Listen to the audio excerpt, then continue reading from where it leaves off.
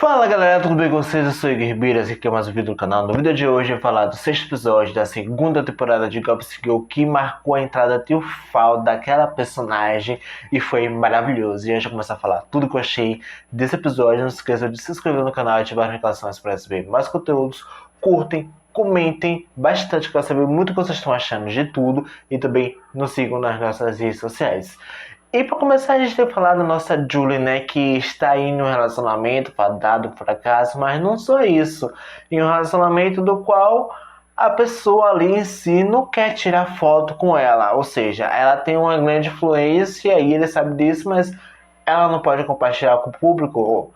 Ele está separado, mas porque ele não quer tirar uma foto com o público, né, para mostrar, escancarar esse relacionamento. Por que isso, gente? Por quê? Então, aí mostra o que a gente já vem falando há muito tempo, desde o começo, que esse personagem tem alguma coisa ali por trás que não favorece em nada o que a gente espera daquele relacionamento, né? Então a gente foi ali, a Monette e a Luna sempre falando para nossa Julie que aquele relacionamento não é real. Ela é uma amante nessa relação, até porque a partir do momento que você não pode tirar uma foto com a pessoa, quer dizer que ela esconde algo.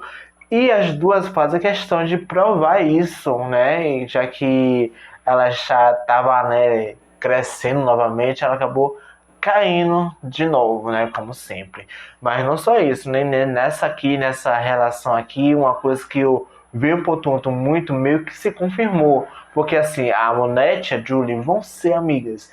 Mas se a Monette ou pegar qualquer oportunidade de subir, ela vai subir. E aqui não foi diferente. E com a ajuda da Luna, tudo se potencializou, porque a gente vê como é essa relação das três, né? A Luna meio que é essa grande empresária das duas, da qual se uma não se comportar como se deve, a outra vai pegar esse lado. Mas nem sempre é como quer. Então, eu gostei muito como tudo isso está sendo trabalhado, uma forma mais profissional do que interpessoal. Eu tô achando isso muito interessante, eu quero ver muito como vai se desenrolar, até porque a aluna tem seus próprios princípios e também finalidades próprias para o que ela quer no futuro dela. Então eu quero ver muito como é que vai funcionar essas coisas a partir daqui. Mas não só isso, eu amei muito esse lado investigativo da personagem, gente.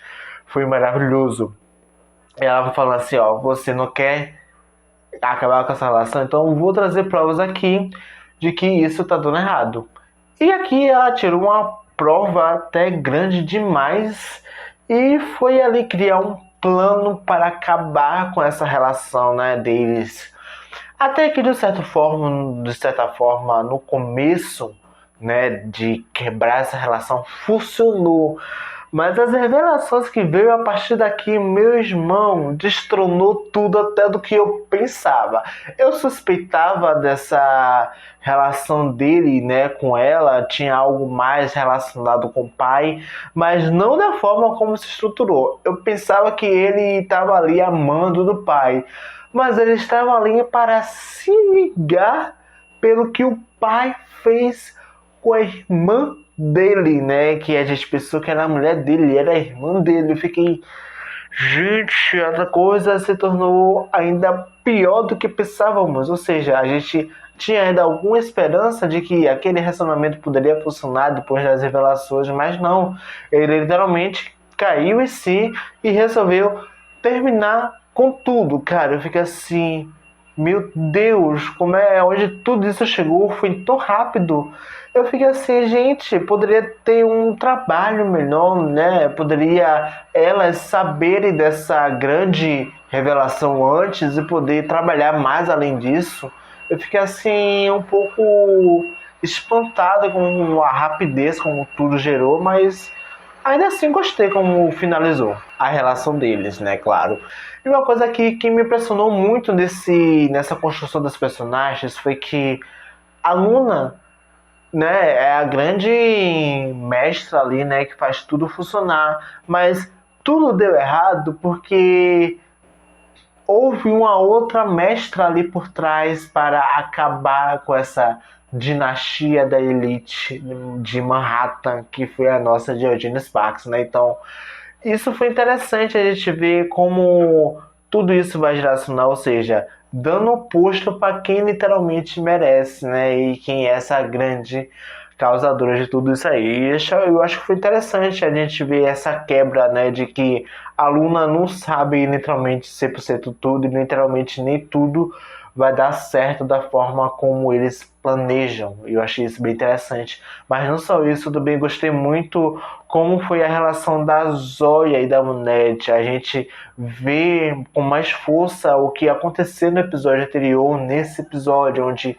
a nossa personagem, né, vai atrás da pílula do dia seguinte para tomar, para evitar a gravidez.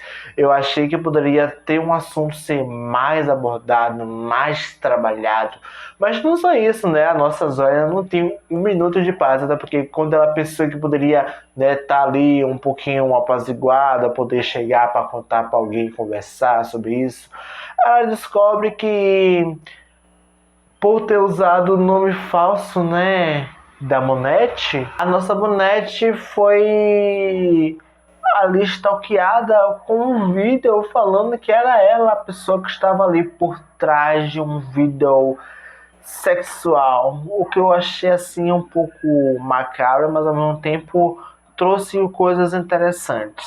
Mas não só isso, é como a Zoya também foi ali, né, tentando driblar a situação para que não caia sobre ela.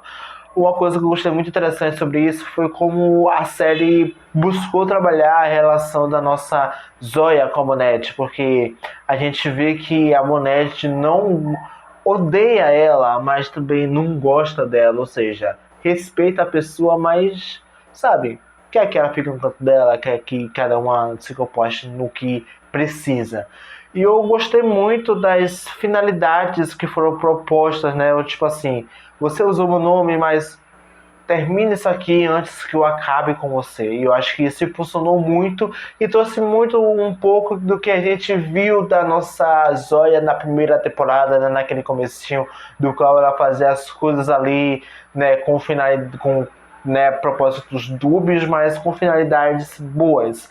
E aqui a gente tem o retorno do Miles Sparks, né, que é o filho da nossa Georgina Sparks, que usou um modelador de voz que eu até achei que era um outro personagem trabalhando ali, né, de uma forma ali para ajudar ela de certa forma, mas eu não entendi muito bem qual foi a proposta desse modulador de voz, ou se foi um request, ou se foi literalmente algo proposital à parte, né, já que ele é um grande hacker.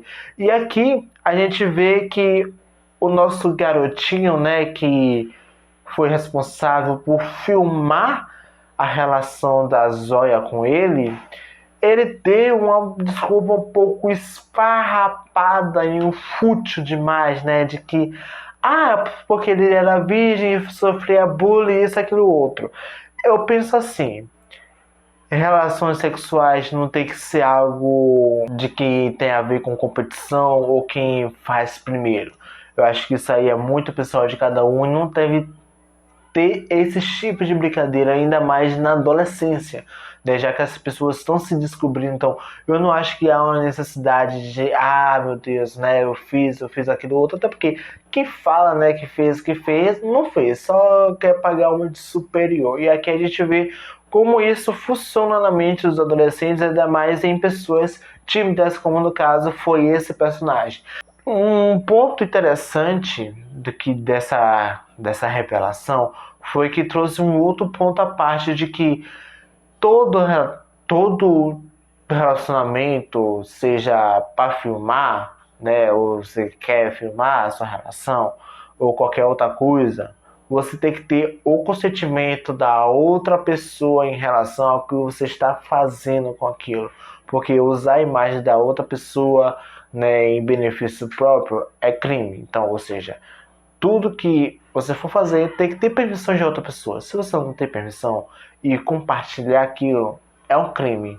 E eu achei muito interessante isso, como a série trabalhou de uma forma implícita, né, não fazendo um grande alvoroço sobre isso, relatando como a alta sociedade retrata sobre isso, mas também como é o desfecho de tudo isso. Eu achei muito interessante como não houve um grande alvoroço e também como a Monete tomou a parte da situação, né? E acabou com esse grande ciclo que estava envolvendo a vida da Zoya.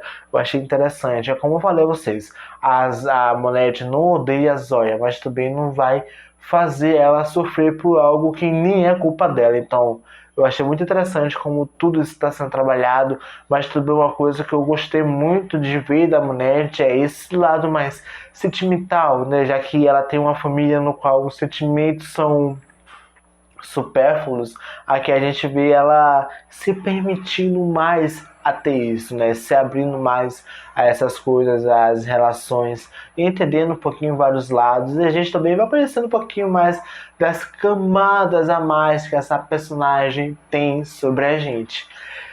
E a gente vai agora para um personagem que eu não gosto muito e também não desgosto muito, é o nosso Obi. A gente tem aqui nesse momento novamente, né, ele quebrando esse sistema que a família dele faz, todas essas falcatruas.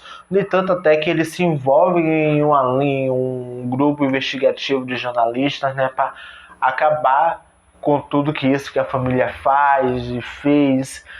E assim, eu gosto, mas assim, é uma coisa que eu sempre falo, é que ele é refém dessa própria realidade dele, ou seja, para ele quebrar o sistema, ele vai ter que se sustentar sozinho, né, para poder não só acabar, mas também não sofrer tantas consequências como ele sofre diariamente por tentar, né, trazer à tona tudo o mal que os pais fazem perante a sociedade. Não só isso, gente. Eu vejo essa relação dele com o Eike algo muito interessante, porque dentre todos os personagens, o Eike é o único que de fato é o amigo dele, sabe? É o único no qual o nosso Obi pode contar e ele está ali pra ele, por ele, sabe? Tá nesse empenho com ele. E uma coisa que me preocupa muito, né, dessa relação com o Eike é porque nesse episódio ele ficou muito de escanteio quando a gente fala do trisal, mas também um ponto à parte de eles trabalharem muito essa questão da confiança, já que eles, né, potencializaram esse relacionamento, né, conseguiram se abrir mais no que eles sentiam, então não tem por que toda hora eles estarem ali juntos, né? Eu achei um ponto interessante da série, mas trabalhar um personagem literalmente o episódio inteiro de escanteio já abre possibilidade de que a relação trisal não vai funcionar por muito mais tempo, ou seja, em algum momento eles vão ter que se decidir, mas eu acho que o Wake é o que vai mais sofrer com essas coisas. Eu acho que ele é o único que vai pegar e se afastar, né, desse trisal e acabar com tudo isso. Eu não sei, mas tudo é possível, então eu espero muito saber como é que a série vai trabalhar esse trisal a longo prazo. E como é que vai, né, se relacionar tudo isso. E uma coisa que eu achei bem interessante, né, desse finalzinho da jornada do nosso Obi, é que ele acabou sendo ali, né, pego de surpresa quando o pai do Eike acabou comprando as ações, né, da New York Times e prejudicando todo o plano que ele teria para acabar de vez com as farsas da mãe dele. E uma coisa muito interessante que eu venho falando no episódio anterior é que a emancipação dele, né, ou a dissertação dele, foi algo proposital da mãe. Ela fez isso para mostrar para ele a realidade da qual ele vive e da qual ou ele se junta ou ele, né, vai sofrer com as consequências. Eu achei isso muito interessante, ainda mais com a relação de mãe e filho que está sendo trabalhada ali, no qual ele lá literalmente tem que aprender a andar com seus próprios passos, entender o que ele quer e depois no futuro, né, poder ter uma conversa definitiva com a mãe, já que a mãe não vai medir esforços para poder acabar com tudo que o filho quer fazer com ela. Eu acho isso maravilhoso. Tem uns pontos interessantes, mas há algo ali que eu acho que vamos ver o personagem ter ali um foco maior. Eu acho que o Wake vai ajudar muito o Obi eu quero muito ver qual é o futuro do Oben, porque acho que ele tem grandes finalidades e propósitos, e ele pode se enriquecer muito sozinho. Eu quero saber muito como vai funcionar tudo isso a longo prazo. Eu quero muito ver como é que vai se relacionar tudo isso. E outra coisa é o nosso trisal. Nosso trisal, né, como eu falo certamente, a gente faz hoje aqui o nosso Max e a Audrey. Eu gostei muito como o Max, né, se propôs a organizar todo o a renovação de votos dos pais deles. Eu achei uma coisa muito incrível.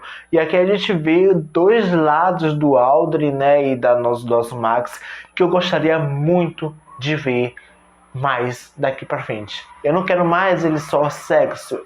Eu não acho que sexo tem que ter em negócio de série juvenil, né, ou jovem adultos, porque não faz tão sentido, mas eu quero muito ver essas camadas, essas nuances, esses contrapartes que esses personagens têm. E aqui eu gostei muito de ver como o Aldro e o Max conseguem funcionar muito no que eles querem fazer quando eles estão destinados, quando eles estão focados a fazer aquilo. Eu queria muito ver isso desde o começo e no começo da segunda temporada. E eu quero muito ver a longo prazo aqui, daqui em diante.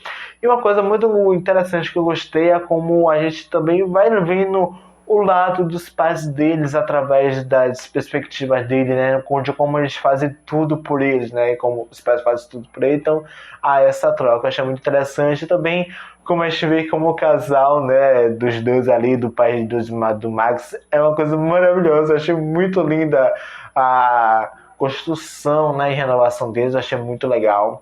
Assim, eu achei muito caótico o que aconteceu no casamento deles, assim, né? Tudo sendo um caos. Mas uma coisa que eu vi é que um casamento sem um caos, uma festa de casamento sem caos, não é uma festa. Então, funcionou muito bem pela proposta que estavam sendo abordada ali.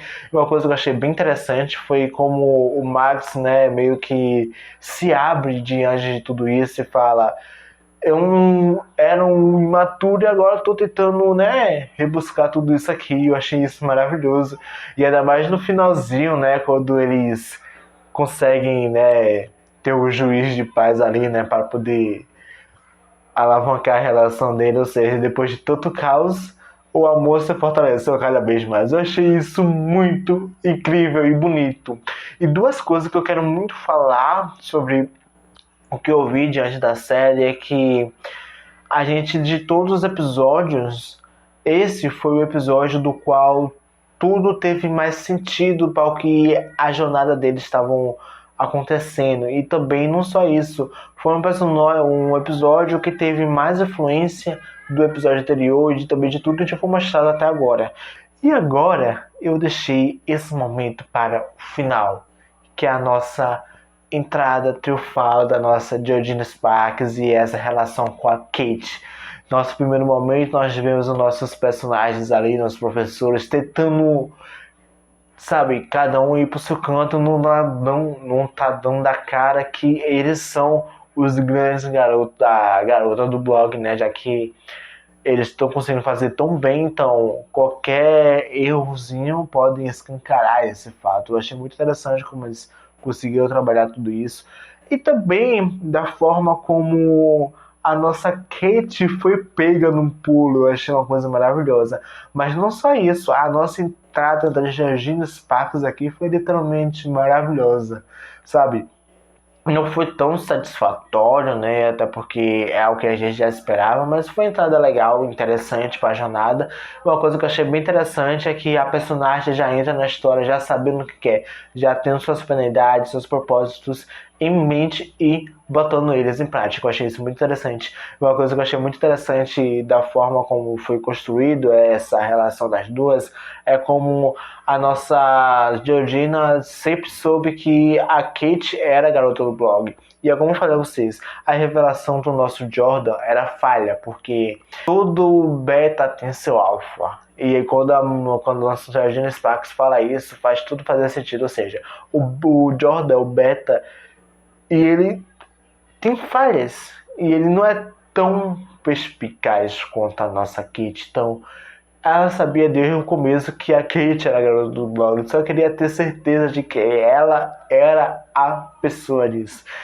E, gente, quando a gente vai conhecendo mais a fundo na nossa Georgina Sparks, né, essa Georgina do futuro, aí eu tenho em mente muitas coisas de que a nossa Georgina, ela faz tudo por prazer, ela gosta do caos, ela tem um prazer de causar o caos e ela vai fazer de tudo que puder para isso estar acontecendo.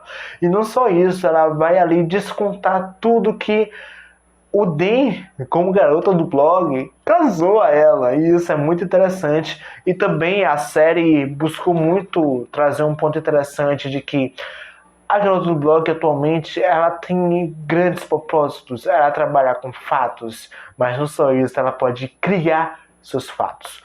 O Dan antigamente criava as histórias, então aqui a Georgina Sparks vai potencializar isso. E o caos que ela causou na festa, né, de renovação de votos dos pais do Max foi uma coisa maravilhosa. Eu fico muito feliz do caos que isso gerou. E não só isso, gente. A gente também tem literalmente uma volta às origens, né? Já a garota do blog sendo esse ponto-chave de ignição para a vida daquela grande elite que vive diariamente. E não só isso, a Georgina Sparks fez todo esse caos como teste para a nossa Kate. Que de primeiro momento eu achei que ela não queria fazer mesmo, de fato, mas no fim das contas ela fez. E me dá uma ponta de perspectiva interessante de que a Kate, ela quer fazer essas coisas, ela quer elevar o nível da nossa garota do blog, mas ela precisa de alguém para isso. E a Georgina Sparks chegou para isso. E eu tô amando muito isso, como tudo isso funcionou. E a Georgina Sparks, ela é tão visceral, ela é tão poética, tão caótica que chega a ser maravilhoso. E no final dela tem uma fala interessante de que ela vai elevar o nível da garota do blog. Ela vai fazer de tudo para que todas as máscaras da elite caiam, inclusivamente das crianças. Então eu tenho pena deles, mas eu quero muito ver como tudo isso vai funcionar. E uma coisa muito interessante é de que antigamente, pelo que eu já vi, as pessoas sempre acharam que a Georgina Sparks era a garota do blog. Agora ela vai ser a garota do blog. E isso vai ser incrível demais. Não só isso, porque a nossa Georgina Sparks é a mestra do caos. Ela que vai movimentar a trama a partir daqui. E não só isso, a nossa Kate vai ser a aprendiz dela. E como eu falei a vocês, meus amigos, os adultos vão ser os primeiros a serem quebrados. Porque os adultos quebrados é só uma ponta do iceberg para quebrar as crianças. E é isso, gente. Eu não tenho mais o que falar. Já falei tudo. Tô muito ansioso porque eu já falei desde o começo da Georgina Sparks. E agora temos uma nova líder que é ela e caos. Caos e caos. E é isso, gente. Eu espero muito que vocês tenham gostado desse vídeo. Não se esqueça de se inscrever no canal e ativar as notificações para receber mais conteúdos. Curtem, comentem, compartilhem bastante, que eu quero saber muito o que vocês estão achando. E também nos sigam nas nossas redes sociais. E até a próxima, gente. Tchau.